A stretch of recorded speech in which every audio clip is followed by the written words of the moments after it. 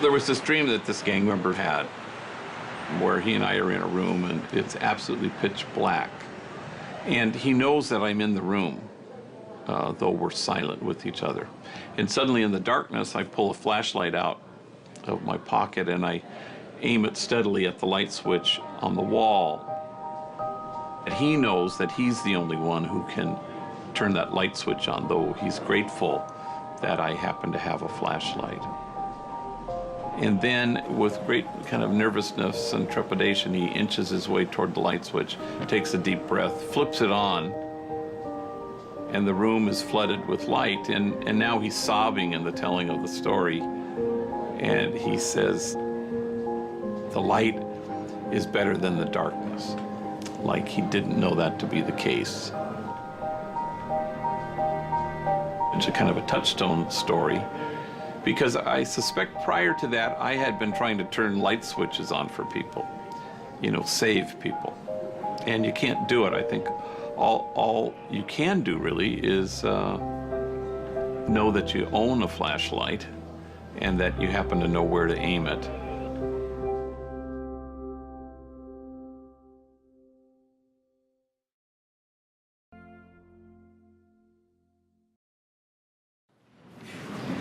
Good morning, everybody. Good morning. This start of the day sort of just landed in my lap about 10 minutes ago. But I'm here to tell you today that after almost 20 years, I discharged my parole number last week.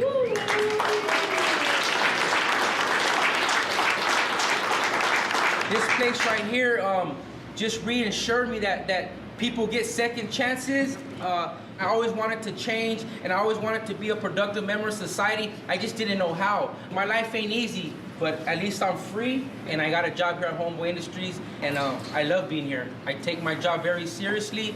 This place has allowed me a second chance at life, so never give up. Have hope. Thank you.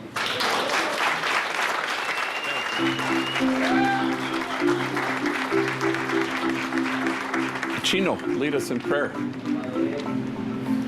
I'm Pastor Greg Boyle. I'm a Jesuit priest, founder and executive director of Homeboy Industries. Homeboy Industries is the largest gang intervention rehab and reentry program in the country, and we've been around for 25 years. We've grown to serving the whole county of Los Angeles. About 15,000 folks a year walk through our doors to get services and to leave behind their gang past. I never once said, here's what I think you need. They always said, if only we had jobs. I'm Mary Ellen Burton. I'm the director of the training programs. We have 6 businesses: Homeboy Bakery, Homegirl Cafe, Homeboy Silkscreen, Homeboy Farmers Market, Homeboy Merchandise, and Homeboy Diner at City Hall. On our payroll, we have about 220 homeboys and homegirls who are employed here. The ultimate goal is to pass people through. That's the only way it will work, is if people are graduating so that new people can come in. You want to go on the tour? Sure. Okay, so let me show you what we do. This here is our cafe. My name is Rosie. I'm 25 years old, and I work for Homegirl Cafe. It's a big learning experience for me. I didn't know nothing about cooking, so they are like, let's teach you how to chop vegetables. So then I was a prep, and then they're like, okay, you got that. Then I got moved to the back kitchen to work with the ladies who cook the majority of the food for the cafe. It's a training program. Eventually, we find them jobs out there in cafes on the streets. Okay. Where are you taking us now? We're going upstairs. What's happening? So he's getting some nice view from our bakery. I'm Herb Fingerhut. I'm Director of Bakery Operations for Homeboy Industries. We're not going to send anybody out before their time because we want to make sure they will go out and not fail. 3 days before Thanksgiving, we made 959 pies. If they come to the bakery, they're going to work. Okay. This right here is our solar training program. Hi, my name is Thaddeus Skiles. I work for Homeboy Industries, solar panel department. This is the fastest growing segment of the economy right now, jobs-wise. Some of them have jobs before they even leave. By the time they finish the program here, they are ready to get out there and work on the installs. We train them so well here that they climb the ladder really quick. I'm gonna show you guys merchandise and what the Homeboys and Homegirl makes down at the Silk Screen Factory. Right here at the Silk Screen, we print shirts, we do embroidery here, we do promotional items, pretty much anything that a customer may want us to do as far as getting the logo on the ink pen, coffee mug, line yard, we could pretty much do it. So is it the way you want it now? Not quite. You're a perfectionist. Yes, I am. I just want the customer to be happy. We even have little homegirl. We have one for dogs now, too. And next, we're gonna go inside what we call headquarters. Things just evolved. They kept telling us more and more things, like case management, mental health counselors, curricular things from anger management to parenting. Tattoo removal became clear as an obstacle. It's very painful. It's about 10 times more painful than the actual tattoo, and but it's worth it. So I'm gonna give you a test shot first, okay? Just so you know what it feels like. Here's the test shot. You feel that? Yeah. Man. It hurts, huh? Yeah. Nobody removes more tattoos in the entire world, you know, besides Homeboys, absolutely for free. For last month, we had 795 clients come in with multiple tattoos. Just one of the many programs that we do here. Narcotics Anonymous, Alcoholic Anonymous, we have parenting class. We have domestic violence classes and life skills classes. We have a charter high school. These two offices right here are our job developers. We will do your resume, we will dress you if we have to. We have over 45 different programs here at Homeboy Industries. Oh, and we have an attorney, free legal services.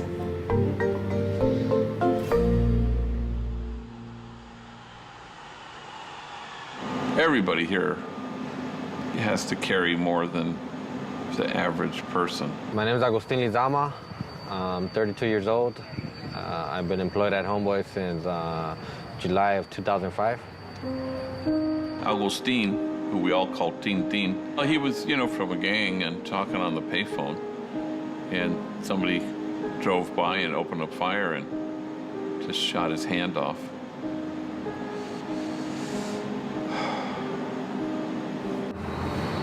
So this is what happened to me at the age of 12. At the age of 13, seeing my friend get shot in the back of the head and just those vivid memories, you mean, that I have. What happened to me, I would never wish it upon nobody. And at 12 years old, after my mom and father divorced, she ended up bringing this other guy in who used to abuse her and everything, and he almost killed her one time. And, you know, every time he would do something to her, I would do something to him. Hit him with a rock, a bat, or a stick. So when she got out of the hospital, after being in a coma and everything for 2.5 months, she went back to him. We couldn't understand it. And he said that either Vance go or I go. She ended up kicking me out the house at 12. I lived on the streets. And after that, my life has never been the same. I resorted to gangs.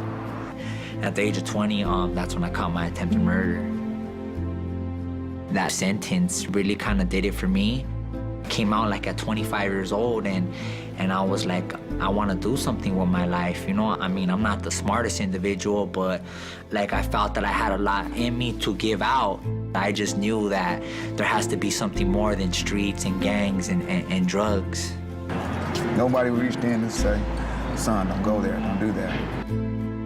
Vance was in prison for 30 years. Didn't come here first. He tried it on his own and got a job on his own. They came in after a few months I was working there and told me that I lied on my application and that they was firing me.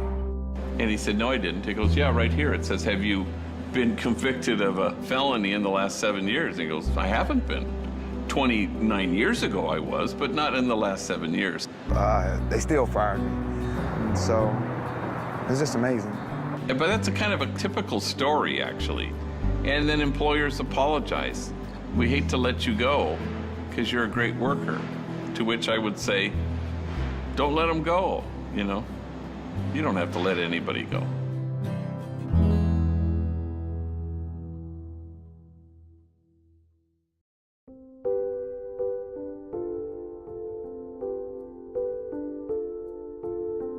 I'm a Jesuit priest. I entered the Society of Jesus in 1972, and I found it very rich. Then I went to Bolivia for a year. And then Bolivia changed my life. It was a time of great conversion where I said, this is what I want to do for the rest of my life. I want to stand with the poor. That was where I wanted to be.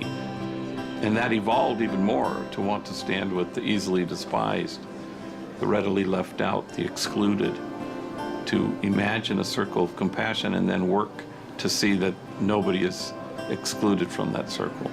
And how do you dismantle those barriers that exclude? All that stuff kind of energized me. Then I came back here to Los Angeles in 1986. I asked the Jesuits to send me to the poorest place. And so that brought me to Boyle Heights to Dolores Mission. It was the poorest parish in the city of LA. And the Jesuits assigned me there. And I buried my first gang member in 1988. A kid who was an identical twin who was stabbed to death. And then after that, it was quite a succession of stuff. 8 funerals in a 3-week period at one point. And then sort of the scales fell from my eyes.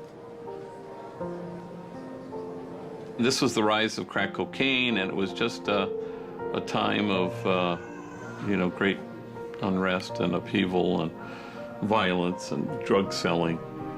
And when they write the history of gangs in LA, the decade of death will be 88 to 98, just very intense, It's hard to even reclaim now how truly violent and dangerous it was back then. Shootings morning, noon, and night, and so it was just out of control, really. So we needed to take care of this. So we did.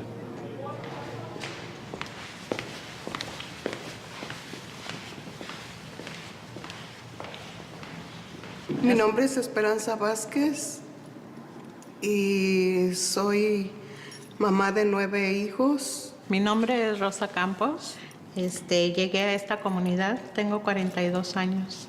Este barrio era muy violento, había mucha violencia, había mucha droga, había muchas armas.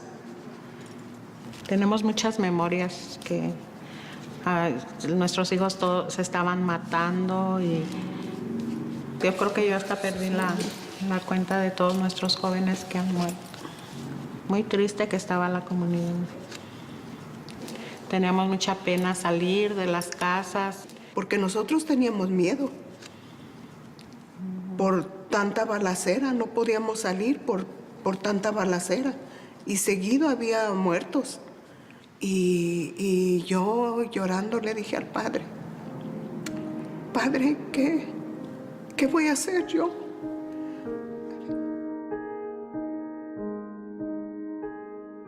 I was a pastor of a parish in a very defined geographic turf.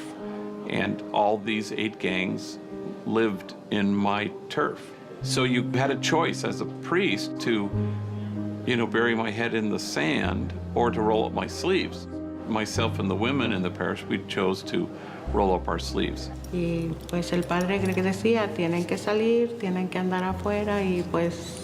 To respond to concrete needs, to actually listen to gang members. Nobody wanted to just tell people, do good and avoid evil, or Jesus loves you. We listened and we tried to respond to what it was that they asked of us. Y así empezamos a salir sin miedo. Nos tuvimos que envolver y tuvimos que salir. So I walked out into the projects and I said, if I found a school that would take you, would you go? And they all, to my surprise, said yes, and then I couldn't find one that would take them. So we had to start one. So we turned the convent into a school. Then we started to do different things. What do you need? How can I help? Little by little, they kept telling us, if only I had a job. And so myself and the women, we marched around the projects, trying to find felony-friendly employers. Pero pues no les daban. We couldn't find enough people willing to employ these folks, so then we can help them. We were experiencing a lot of pushback from the general public. Hate mail, death threats, bomb threats. So I wrote an op-ed piece for the LA Times, basically saying what I always say, which is try to put a human face on the gang member, and what if we were to invest in these folks rather than just seek to incarcerate our way out of this problem. And Ray Stark, the big movie producer, read this article, and he was getting older and he wanted to do something meaningful and was sort of intrigued by what was happening at Dolores Mission, and I was summoned. So I went to his office in Beverly Hills, and he came in, and then he sort of proposed all these cockamamie ideas. And of course I would, come up with my cockamamie stuff too. I knew the gang thing, he knew the business thing. Then he kind of just threw up his hands, so I give up. What do you think? What do you think I should do? And then it came to me, there's an old abandoned bakery. It's right across the street from the church. Been there 80 years. Why don't we buy this bakery? We call it Homeboy Bakeries. We'll put enemy rival gang members baking bread together. What do you think, Ray? He said, yes, okay, let's do it. And that kind of jump-started the whole thing. Homeboy Bakery was the first of the Homeboy Industries businesses. Es que con la panadería se dio trabajo para muchos jóvenes. Y ahí fue donde empezaron ellos a cambiar. Tenemos 3 años que años, ya sí. no. Y antes era eran muchos. Diario.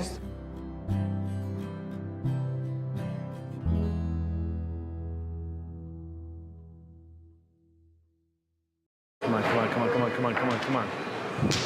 I want to get these in the store, that's why. Okay, you got to hold it like this so it doesn't crack, okay? Take some of it off. Okay, now get me that. Then what we're going to do, go like this. Like that'll be a decent size. Yep, if you need a little bit more here, that's it, and a little bit more here. 7th generation baker. 7th generation. I have, my father's side came here in 1895. Came with one recipe called Bobby Rye, a rye bread. That was what put our bakery on the chart in Chicago. So anyway, the rest is history. Why don't you come over here? Lady here is making empanadas. We let a homegirl cafe use the machine because they make everything from scratch.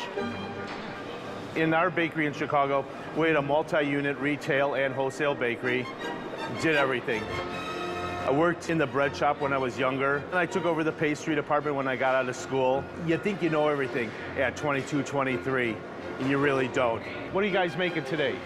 Danish. Danish? Okay, so they're cutting the butter.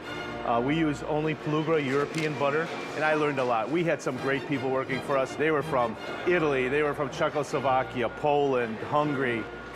Gingerbread cookies. We have Homeboy with just chocolate pants. And we have Homegirl with a little skirt on it with little sprinkles. I guess that's why I'm so tough here, is because when you're raised with those type of people that they expect you to learn, and that's how you learn. Our cake baker, Jose, he's making brownies right now. It's all butter brownie. Jose's one of the guys that just want to keep learning, and he's going to be just a great all-around baker. How long have you been here, Jose? About 3 years and a half. Wow. My dad sold the bakery because of circumstances, and I went out, and what I did was turn bakeries that were failing into profitable bakeries. How's this look, boss? Beautiful. Absolutely beautiful. That's a you know? picture of you. No, it looks like Father G. Oh, okay, Father G. All right. Perfect. See, you just lead them. If you lead them, they do it themselves, and they're happy. You know, I never told them to overwrap those or put them on a board and everything. They did it themselves. I happened to find on the internet that Homeboys was looking for somebody like me. I had the business background, I had the baking background, I wasn't afraid to get dirty. I just find it an honor working with the people that I work with, training them, watching how they're progressing every day, every week, changing lives, changing old master bakers' lives too. This was cake flour you put in there, right? Yep. Okay, let's let it keep going. Today's my first day on this mini farm. We made our own teas from scratch, and we put them in these fancy little containers. This is like my second home, I must say. This is like family here. Father Greg does so much for us, and I'm so grateful for that. Because if I didn't have someone like him in my life, I don't know where I'd be right now. I'm more than sure that those are the two places I would be, either doing life in prison or buried in a cemetery somewhere. If I hadn't found Father G, I believe I would have been out of here. I wouldn't be in this world. I think I would have been deceased, incarcerated, lost. I hug him every chance I get because he gives me this fuel. Like, I reboost my batteries, you know? So I try to hug him every day. Hey, good morning. Oh no, it's 3:30. A lot of us were broken, and the healing is really needed. A lot of it's spiritual. This has allowed me to build my foundation. It has allowed me to have good work ethics, to be accountable, to be responsible, and to know that people depend on you. You gotta suit up and you gotta show up. I do catering now, so I have accomplished a lot since I've been at Homeboys. I have my own apartment. I relocated closer to here. I have my daughter. She's a good student. She just got Student of the Month. She made it to honor rolls. So I'm doing something right, and I'm free. Thanks so much for talking to us. You're welcome. You're welcome. Now I'm one of his council members. I sit on his council with him and make all the big decisions. I teach classes, and I'm a motivational speaker here, so I go out and speak all over. It all started for me right here. I've been able to discharge from parole. I now have my own apartment. I'm not living on the streets. I've been drug-free for 2 years. I'm a senior navigator, kind of helping Father G run this place. I'm also in charge of the domestic violence department. He runs our DV and our anger management stuff. It's our most popular class. And it's because he runs it.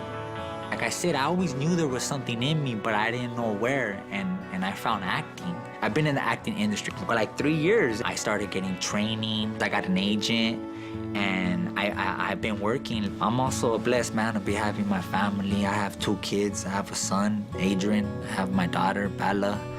A lot of these kids, we didn't have options, and there's so much out there. The day won't ever come when I have more courage, or I am more noble, or I'm closer to God than these folks, simply by virtue of the fact that they've had to carry more than I've ever had to carry. This place moves you quickly to a place of awe at what they have to carry, rather than judgment at how they carry it. And awe is where we need to be.